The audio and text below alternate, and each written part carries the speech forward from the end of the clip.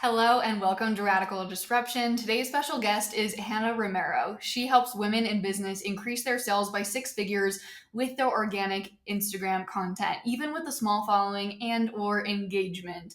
In this episode, we talk about creating high income months without going viral or having high engagement. So buckle up and get ready for a value-packed episode.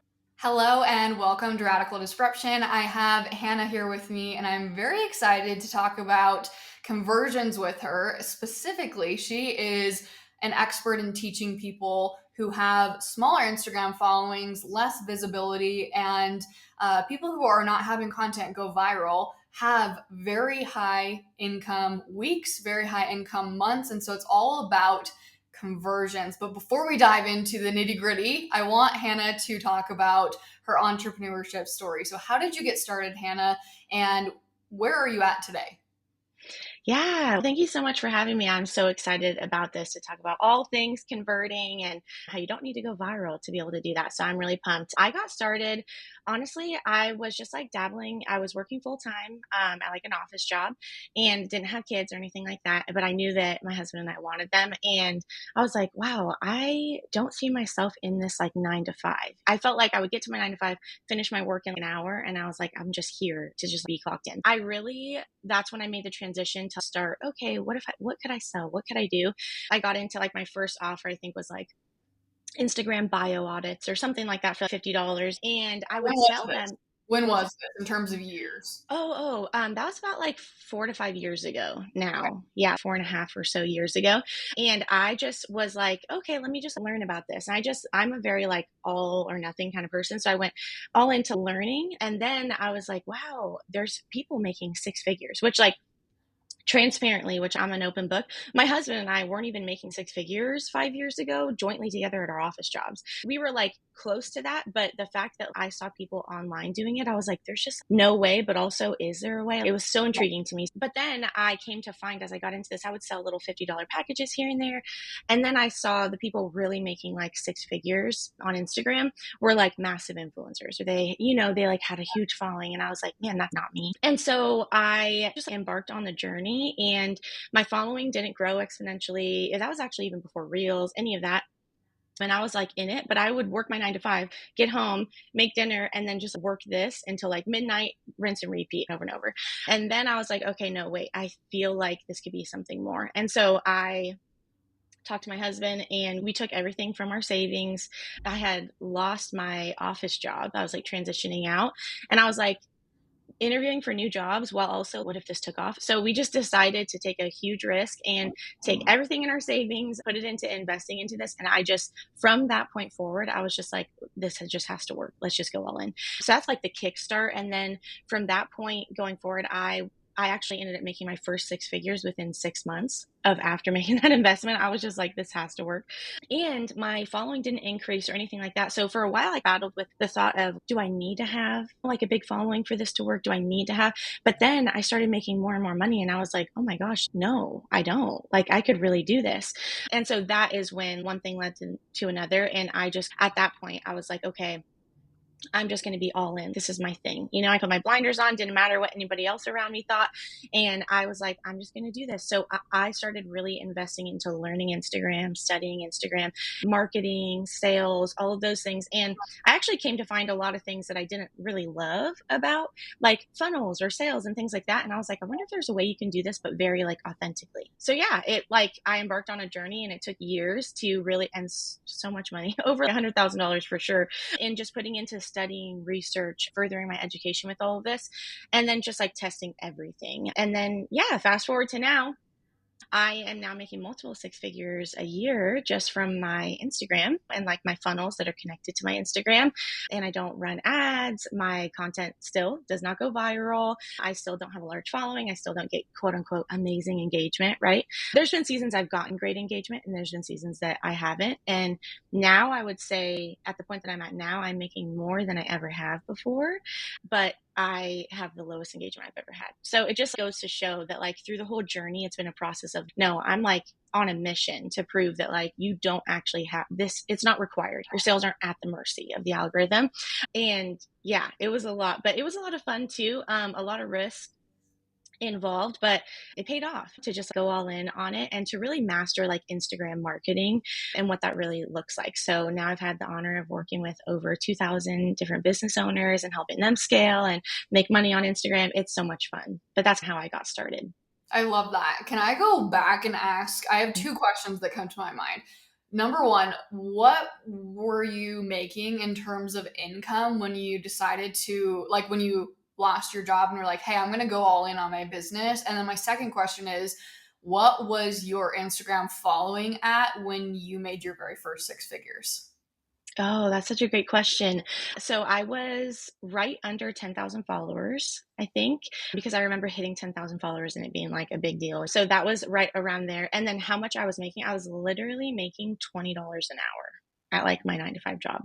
$20 an hour. So for a long time, my husband still sometimes does this, but which is like so fun. But he would be like, Hannah, you just made like whatever, $2,000. And that was like this many hours in your 9 to 5. Like he would just, that's how you calculate it, which is super cool. But yeah, $20 an hour. What were you making in like your entrepreneur business when you stepped away from your job? Literally like $50 here and there. I like little to nothing. I went all in on this in hopes that it would work. And it was scary for a minute. And like when I say I made six figures in 6 months, that's amazing, but I didn't know I was going to do that. I Yeah. just went all in and it was like day to day. And some days, oh, wow, look at this.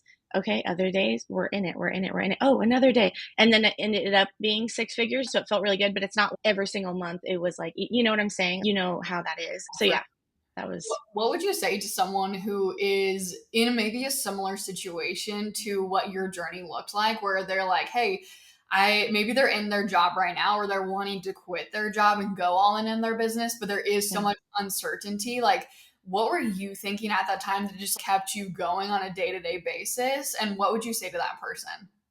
Yeah, so what I kept in mind is my dream. What is my dream? What is my main goal? And so that's what I would say to that person too. That thing probably popped up in their head, like hearing the story, oh man, it would be nice to make multiple six figures because of what? Like I knew my husband and I wanted to have kids. And so I had my daughter, my now daughter, she's one now, but I had her in mind the entire time. It was all for her. And so I kept her in mind. I didn't know if it obviously we would have a boy or a girl, but I just kept Yeah. that baby, that kid in mind. And I was just like, I want to be home. I want to be home. And I don't want to stress about finances. I didn't grow up with being financially free. Like I really struggled growing up in the household we grew up in. So my husband and I didn't even know that like you could really make this kind of money. We've just been in a traditional mindset of, oh, this is what you make, whatever. And so I kept that dream in mind. And sometimes I'd have to just go out on a date night with my husband and just talk about that dream. I still do that to this day, honestly, when I'm going for a new goal. It's just, let's just chat about it. What's it going to look like when we get here? And that just keeps me going. I just thought of her. I thought of the fact that I'd be able to be home with her. I thought of the fact that we could do what we wanted. And now my husband and I are home full time. And this business not only replaced his full time income, my full time income, and then some. It's like providing a future for us, for our daughter that like I never got, but also I could never imagine would be possible for her. And so that's what I would say to that person is like, what is that thing that kind of makes almost like your heart drop, you almost like sick to your stomach that you think about, but keep that in mind because that is worth going all in on. I love that. And something that I have been like, I don't know, I guess not researching, but learning more about is the power of visualization, but getting really specific on what that looks like. And I feel like that was really huge for you of visualizing what the future would look like. And like, again, whether it was a daughter or a son or whatever, but like Mhm. knowing exactly what you wanted your life to look like and staying focused on that is so powerful. And like, it helps our brain to be like, oh, okay, like it is obviously it's still risky to run a business, but it's safer because our brain wants to keep us safe. Like it loves Yes. homeostasis. It's no, let's not take any risks, but Mhm. that visualization helps the brain to be like, oh, okay, like I understand why we're doing this and to help you go all in. So I love that so much. There's five more questions, probably 500 more questions that I could ask on that, but I want to dive into a little bit more about what you ended with when you were talking about your story. And you also talk a lot about this on Instagram where you don't need highly engaged, you don't need a highly engaged audience. You don't need viral content to create these really high income months. Can you share a little bit more of the behind the scenes of how you're able to have those high income months? Because I think we hear that a lot where it's, oh yeah, you don't need, 100,000 followers to make Mhm. $100,000. And I think we know that, but like, Mhm. I don't know if we actually know that. You know what I'm saying? Where Mhm. it's like we hear it a lot, but we're like, actually, how? So can you give us Mhm. a little bit more behind the scenes of what that looks like for you? Yeah, definitely. I love that because I always talk about there's a lot of things that I feel like people don't always just share. I feel like almost all successful people that I've been in rooms with and seen, even people making millions, tens of millions, hundreds of millions of dollars, they all have automated systems going on in the background. Like they all have a funnel in place. They all have, and that's what I really focus on and what makes it possible. I don't have to depend on, okay, the content I post today like is to make me sales today. It can make me sales today and for a month. But the cool thing about that is that I know that any content I put out gets people into a high converting funnel. And funnel is just, I've asked people like, what does it make you feel when you hear the word funnel? And it's, oh my gosh, like tech, boring. I was like, how do you feel when I say the word like waking up to sales notifications? They're like, yes, that's my dream. So it's, yeah, that's a funnel. And so it's like you setting it up and having it can be simple too. Like a freebie funnel is like one of my favorite things ever.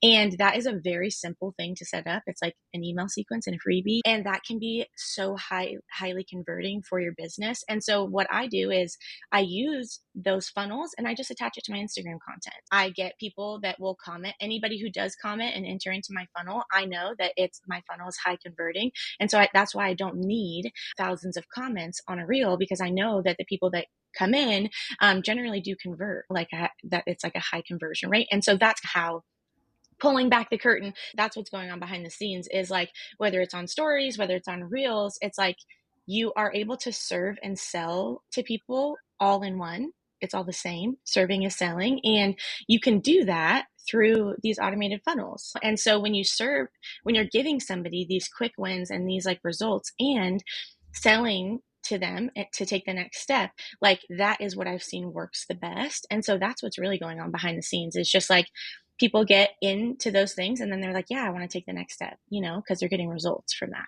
I love that. How many funnels do you have set up right now in your business that you're actively driving traffic to? Currently, as of right now, I'm in the middle like of working on some of my new ones, but generally I would say like actual like freebie funnels, like these like mini funnels, honestly, a handful of them, maybe two at a time, three at a time. It's not a lot. I could do more, but I feel like when I have two going at one time, it's great when it's able to bring in enough income to have 30K months or 50K months. And so I'm happy with that. And I'm able to save time and I don't have to have all of these crazy things going on. So yeah, it's actually pretty simple. But I've never been asked that question. I love that because it is like pretty simplified. Well, yeah, I have two or three funnels maybe going in 1 month's period of time. Yeah. And so with that, when you have content that's like when you have a smaller audience, and small obviously is relative to Yeah. each person, but when you have a smaller audience and you have these two funnels, what does that look like in terms of your content? Or is every single piece of content on Instagram driving to a funnel? And if Mm. so, do you find like how long before those funnels, not necessarily, obviously, they'll continue to convert at Yeah. the rate that they'll convert, but like in terms of driving traffic to that funnel, that's obviously Mm. very important. And Mhm. so, at what point do you generally see that like traffic starts to drop off just because you have exhausted Mm. the people that you would drive into that funnel? Does that make sense?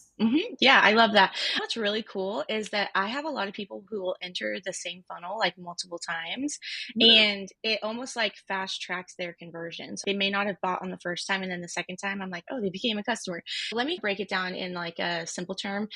This is how my brain works. For example, if I have like a launch, if I want to promote one thing for this month, I'm like, okay, I might have two different funnels going for that one thing. And I'm not going to just be like comment this one word for that funnel every single time. I'm just going to switch up my keywords, but it all leads to the same two funnels. Does Okay. that make sense? And so people are commenting different keywords and they're getting in at different times because sometimes people will download a freebie but not dive into the freebie. And then they're reminded and they're like, oh, wait, yeah, I did want that. And so sometimes I'll keep the same funnel but I'll put like a different freebie in front of it. Mm, Honestly, like, I'm just able to, like, interchange, okay, different freebie, same, like, email sequence, just touch it up, tweak up the wording a little bit because I know it converts, so I'm just, like, rinse and repeat, and I will do that. So I'll do different ones, like, if I'm gonna do a launch and I have a date and time, "Hey, I wanna, like, really push this," I'll do maybe a different freebie funnel for that than I will for one that can just run all month long, and it, like, will convert in that way. But, yeah, people enter sometimes multiple times, and I'll see people that, like, entered the second time and then they bought that time. So it's actually like super beneficial to have that. But you need to switch up like your keywords. And sometimes I switch up the freebie in front of it too, because I still want, if someone did dive into the freebie, I still want to give them fresh things to dive into also based on what my audience is saying they want to learn about. Sometimes I'll just switch up the freebie on the front end, but keep the pitch to the paid offer the same. okay. And the people that you notice that are joining multiple times, did they join again because it was the different freebie in the front? Yeah, sometimes I think they just saw, say, for example, like my story prompts, they're like, oh, I wanted to grab those and they didn't download them. So if they see like a new reel where I'm talking about it, but in a different way, honestly, there's so much you can do here. But like in a reel, I might talk about story prompts in a different way that they're like, oh, shoot, like I need those. I want to post them today. So they'll Yeah. just enter it in again, go and do and then most times they'll buy the paid offer as well, but they'll also go use the story prompts. It's like both, which is cool. Yeah, I love that. Can you share some examples of some Instagram strategies? You were touching on that already, but can you share some examples of like posts or strategies that have been really successful for you in terms of driving leads, or I guess, yeah, leads into your funnel? Yeah, a cool example is I did a reel, and let me preface this by saying I think the reel got like 3,000 views. So it didn't pop off by any means, but did it get, I think, a couple hundred comments, or at least like a hundred something comments. Anyways, it was like taking off in the sense of people were like, oh, I need this freebie. And I originally, because I'm always testing these things for my clients, so I keep them updated, and they're like, Hannah, I just want to put like a checkout link in my DM automation. And I'm like, I always am stressing the fact putting a freebie in the top of your funnel very strategically. So like putting a random freebie doesn't mean pitching your offer randomly does not mean you'll make sales, but being Yeah. strategic about your freebie, which I know we'll talk about a little bit too later, but being strategic about your freebie, like that can make you so many more sales than just like delivering someone a checkout link. And so anyways, this like reel started to take off, but it did have a checkout link. And I think it was even like a free promo checkout link, but just the fact that it was a checkout link, I saw all of these comments coming in, all of these people, and I saw like maybe two sales come in. And I was like, this is not, the math isn't mathing. And so I like course corrected. And the way that I remember I like shot out of bed. My husband's, are you okay? I'm like on my computer, just like in the rocking chair, fixing it. I was like, I'm putting out fires right now. And I just put like my freebie funnel instead. So I like just switched up my ManyChat real quick, put my Yeah. freebie funnel instead. And then just the people I already saw entering, because these people were in my target audience. So like I would click on their profile. I'm like, no, I can help them. And so I would like course correct. And I said, oh, here's like the instant access download. And I sent them the freebie funnel instead. And then I switched up the ManyChat on the reel because it was gaining traction. Yeah. And the way that my phone was blowing up, like it was like email lead, email sale. I think I made like 20 sales just from that morning and got 200 email subscribers just from that one reel that had 3,000 views. And it was just from making that like course correct and putting my freebie funnel on top of it. And so that would be a good example of, I always stress the importance of doing that, but that would be a good example. Hopefully that answered your question, of a reel that like got traction and that was what got leads, but it got me even more leads putting something for free just to like, people want like a quick win. So, and they're more likely to buy when they can get that quick win. And so it's not like this takes a lot of time. There were people who honestly downloaded the freebie. Saw their like email come in, and then within 2 minutes, they like bought the next offer. It doesn't have to be like a long game thing when you put funnels on your content. I love that. So just to recap, to make sure that I'm following, Yeah. your post was originally linking directly into an offer, but then hmm you realized that wasn't converting, so you added in the freebie funnel, and then hmm that started to convert. Is that correct? Yep. Yeah. It made me way more sales, and I got people's email addresses versus the two sales I made. Yeah, I got their two emails and they like made a purchase, but like I got 20 purchases when I just switched it to the freebie funnel. I okay. I'm like, okay, there's a bunch of things I want to talk about here. One thing at a time. I'm like so excited. First off, you talked about freebies and having a high converting freebie and how that freebie, I'm assuming you mean it needs to relate to the offer that you're selling. Can you talk a Yes. little bit more about Best practices for creating a freebie that will naturally lead prospects into your sales funnel? Yeah, that's such a great question because it really does matter so much. And I get that question a lot. Okay, what kind of freebie?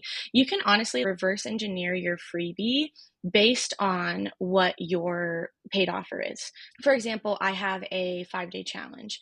And in that 5-day challenge, I talk about like selling on stories and like how I've made six figures on stories. I know there's so much more in that challenge, like so much more, but I know that one of the number one reasons people sign up for the challenge is because they want to learn about stories. That's like what I hear all the time. So I took what the top thing, okay, I know you want to make sales on stories. You need all these other components, but I know this is like what you want.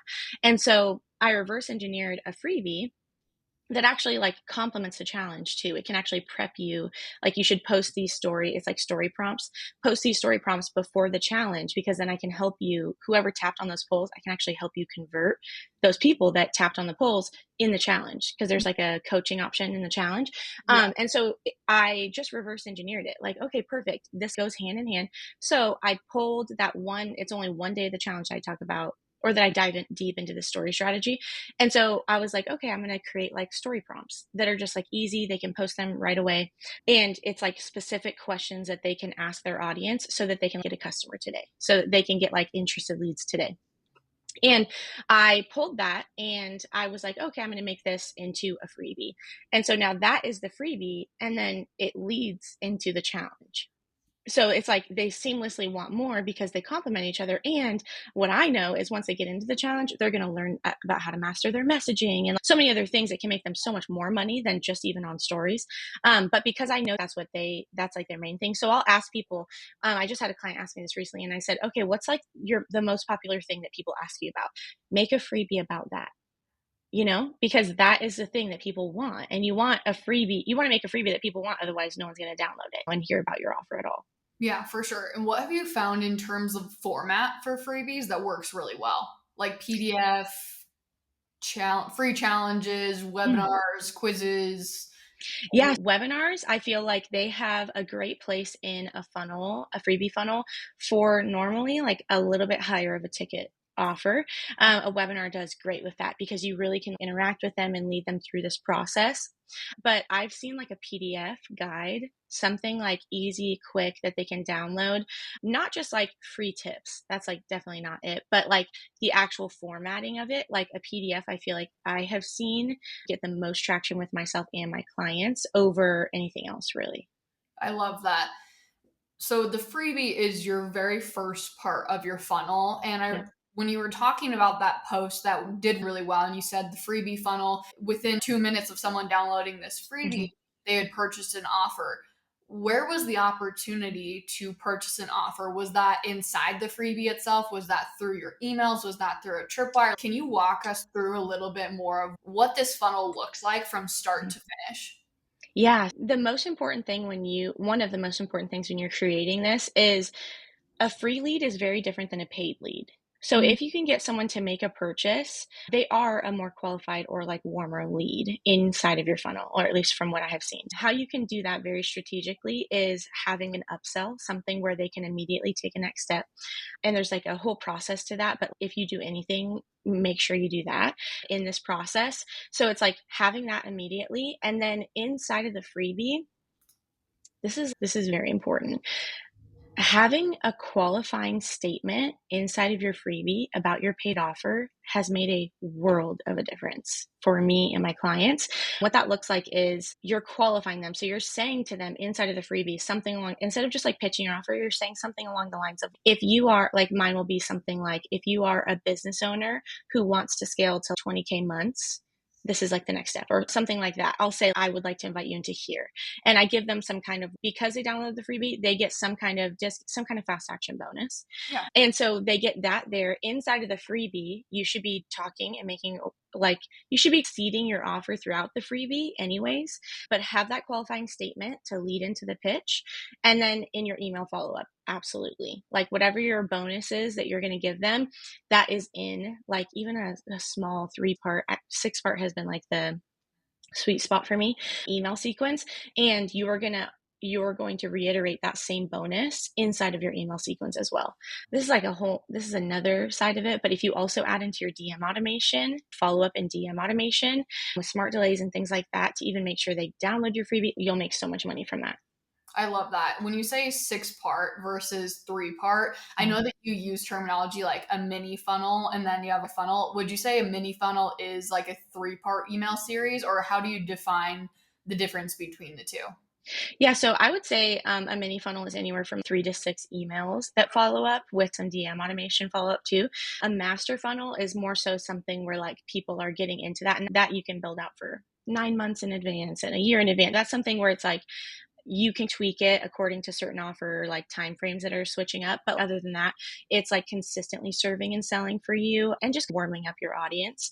And that would be like a master funnel. Number one, most important is to have those like mini funnels. When would you recommend using the master funnel versus the mini funnel? What is their purpose? Obviously, like you were saying, the master funnel is more of long-term nurturing, but what is that strategy in terms of how do you know what funnel to drive traffic to? Yeah, so I drive traffic to mini funnels. That's always like top. If you look at like the funnel, it's always like the top. They go through that process before being in any kind of master funnel. But also, I want to stress the fact that you don't necessarily like you could go and make a mini funnel today and you don't have to have a master funnel to lead them into after. Mhm. Like you don't. You can like warm your audience truly whenever you want. I've had my master funnel like on pause, honestly, for a minute, for a while, and just focused on my mini funnels. And that has been what has converted so well. So, yes, the master funnel, that's the long game, and you should put people in there, which all my subscribers will be put into there. But yeah, that's like the time frame. So your mini funnels are leading into a master funnel, but Mhm. if you don't have a master funnel, are you just leading people from the mini funnel into your newsletter? Yep. Yeah, you can just do a newsletter, which is perfect to continue to warm them up and serve and sell to them. I love that. And in your mini funnel, when you're doing 3 to 6 emails, are those emails solely sales emails? Are those nurture emails and sales emails? What does that look like? Yeah, you know the different parts. This is something I like love talking about, but the customer buying process, how there's like awareness that you have a problem and then how you stand out and how you're like what's the distinction? How do you like solve this problem, in a Yeah, different way than anybody else? And those kinds of things, that's what's in the funnels. You're sharing those little pieces inside of that and also giving them a reason to make a decision now versus later. So that is really what's in there. But yes, you're selling to them, but just like breaking down beliefs, building up new beliefs that they need to have. Because the truth is, like, for someone to get a certain payoff, the reason why they haven't gotten it yet is because they have some kind of something in the way preventing them from getting there, some kind of belief. You help tear that belief down, build up the belief that they do need so that they can get to that destination, that payoff. I love that. Can you talk a little bit about how you measure success of a freebie and then also a funnel in general? What metrics are you looking at, and also like lead quality too? Like how do you make sure that the people that you're getting into your funnel are people that are, again, just qualified leads? hmm Yeah, so the qualified lead part is having some kind of upsell, some way that they can purchase like right away from the freebie is super helpful because, or from any funnel, because that is like a paid lead, right? Versus a free one. And honestly, just having to kind of answer that question, really, it's very much so on the front end in my content. I Mhm. like will qualify in my content. So Love that. generally, I'm not going to have someone joining these funnels that like doesn't have a business or doesn't want to start a business. Like generally, it's like very crystal clear in Yeah. my content who it's for. And so that is super helpful with that. And then how I measure like metrics with it is honestly, I see like how many people signed up for it, like how many leads came into the funnel, how many purchases came into the funnel. Honestly, if you can get even a 10% conversion rate, you are like super solid. And it doesn't actually take that many leads for you to make sales on that, which is really good news. That's why you can do it without having a ton of comments. But yeah, that's how I measure the metrics is also how many people actually went into the freebie. That's Mhm. one of the number one things I focus on because one thing I do not want to do is give a freebie to somebody Honestly, like most of my freebies are normally like paid products. And then for a limited time, I'll make them free. And so it has a lot of value in it. And I want to make sure they actually dive into it. So I usually give them some kind of reason to dive in now Yeah. versus later so that they're actually in there. Because if they just downloaded it, but they didn't go into it, then I can't really count that as like they went through the process. Yeah, I was about to get ahead of myself about the freebie, but I know we're going to talk about that a little bit later. So I'll wait. No, you're totally good. Um, in terms of your tech stack, what does that look like? What are you using for creating the funnel? How are you able to know who has clicked into that freebie and actually downloaded it? Okay, great question. So I use Flowdesk for like my email system. Love Flowdesk. I know you do too. And you're able to just see there like so simply, like signed up here, clicked, whatever. And I'm like, oh wow, that's like it makes it so easy for you to see your metrics. I love that.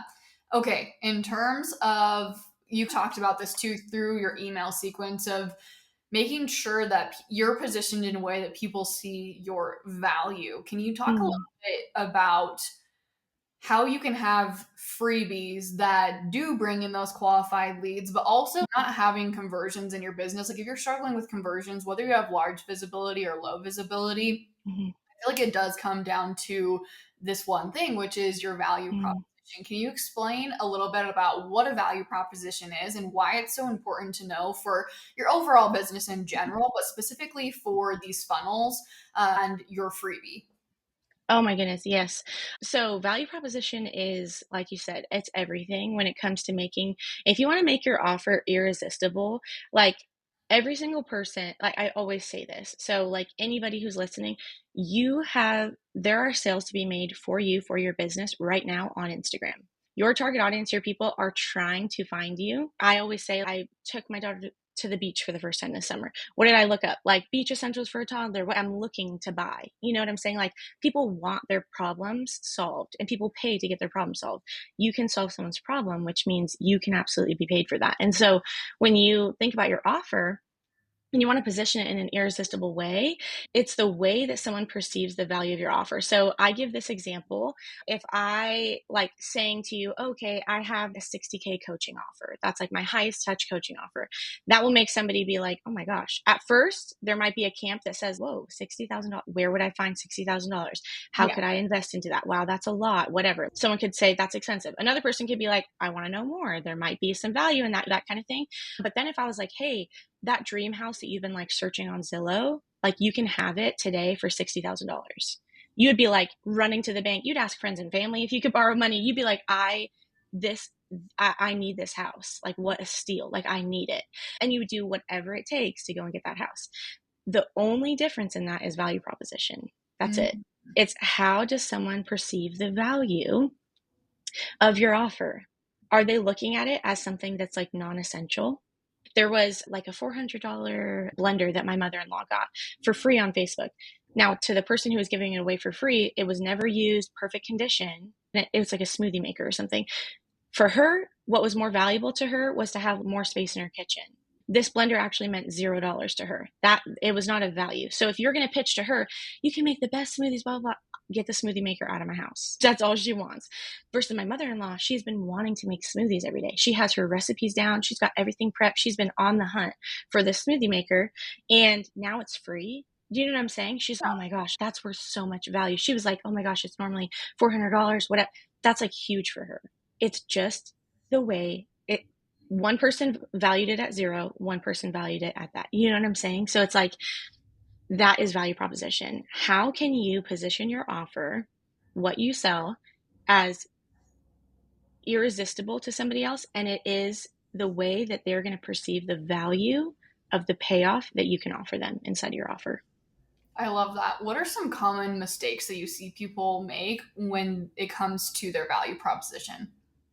Yeah. So definitely using terminology that would go against someone buying from you. And this seems so simple, but I see it all the time. Someone will be like, I know it's expensive. I know, like, I have this offer and I know, listen, I know it's a lot to invest, but, and I'm like, you just agreed with the thought that was in their head. Like, instead, you could switch up the value and show them, hey, what's possible for you when you get inside is actually making whatever, $10,000 months, whatever. Like, that's actually not expensive. That's just what they need to do to get to the next place. Do you know what I'm saying? But you can say things like, oh, that's a common mistake that I see. Another common mistake that I see is people sharing way too much educational content only and nothing that's transformational. Because as a consumer, people think that they want information, but what they really want is transformation. Yeah. And if little tips here and there aren't going to get them that transformation, you're leaving them in a place where they're like, oh man, okay. Say if you help somebody with their sleep or something in like menopause, like I'm thinking of one of my clients, and it's if you talk about all the time, like you're sharing about like sleep tips, oh, you could eat a bar before, whatever. It's like a little tip, and they're like, this isn't going to solve my problem. This is not going to get me transformation. And so when you over educate, it actually pulls people away from purchasing because customer, like the buying process, people buy with the emotional part of their brain. And so if you're evoking a negative emotion, like they're overwhelmed, way too much information, this is going to be hard, this is going to be expensive. If you're giving off that feeling to them, that is the emotion that they're going to make their buying decision with, which is going to be a no. And so I always say this, like oftentimes, yes, there's sales to be made right now. And maybe the reason why people aren't like buying from you right now as much as you want them to is because they have made a buying decision, but it was based on a negative emotion that they had through your process. And so those are like the common mistakes I normally see with value proposition. That was so good. What would you say to someone who's, I have no idea what my value proposition is? How do I even go about finding that? What would you say for that person in terms of where to start their journey? That's such a good question. You want to think about the problem that you solve, and not just that, what is the payoff? What's the transformation you offer? What's that dream location for your person? That is your value. That's where you start with your value proposition is what transformation does this offer somebody? Not just, oh, I help people make money on Instagram. No, like I help people make multiple six figures on Instagram without going viral, without the way that I share that. And then I'll usually follow it up with a statement like, so that you don't have to spend hours scrolling on Instagram any longer. And the time that you're spending already posting content, you could actually be making six figures, multiple six figures from that same time. Saying those types of things makes it like, oh, I can have that transformation. It's a way that they perceive that value instead of just, I can help you make money on Instagram. They're like, okay, cool. There's no reason to move. There's nothing that's, oh, wait, I can have that. And so that's where I would say to start is like, what's that transformation and how can you just position it? And that might mean like sitting down with your notebook and it might take you an hour. You might just be writing out like, what's my value prop? And that's okay. But you want someone to look at your offer as like essential for them to buy. Yeah. And like you said too, just saying like how you make money on Instagram, that's not evoking emotion. Like you want that piece that evokes emotion, which is where your value proposition comes in, where it's not just the transformation. It's like the transformation plus what is their dream outcome and pairing those two things together. Wow, we have covered so much goodness. My very final question for you is if you could go back to day one of your journey as an entrepreneur, what piece of advice would you give yourself? Yeah, day one, I think I would go all in sooner. Like I would just push all my chips in, go after that dream destination because it's so worth it. And there's nothing but yourself and your own thoughts possibly that could be in the way of you going after that dream, whether that's your dream income. No one's saying that you can't do it. There's nothing stopping you from going and doing it. That's what I would tell myself from the get-go instead of the kind of, oh gosh, I'm an all-in type of personality, but looking back now it's like when I go all in, I'm all in. But like before, I think there may have been a little bit of hesitation here and there just for the sole fact of, I don't know if it's going to work. And before you make the money, before you get the result, you're not sure. So you can tread lightly. I would have just pushed my chips in, made the scariest invest, like did all the things sooner. That's it. I love that so much. Where can people learn more from you, connect with you, get more of the Hannah goodness that you have to provide? You are so sweet. Oh my goodness. Instagram. Yeah, my handle is Hannah Marie Romero, and just connecting there on Instagram. That's like the main place that I'm at is I focus all my attention over there. I love that. Connect with her on Instagram, get in her funnels, get all of the goodness that she has to provide. Thank you Mm, so much for being on the podcast today. I appreciate you and all the knowledge that you shared. I know that the listeners also can agree with that as well. So thank you. mm. Oh, of course. Thank you so much for having me.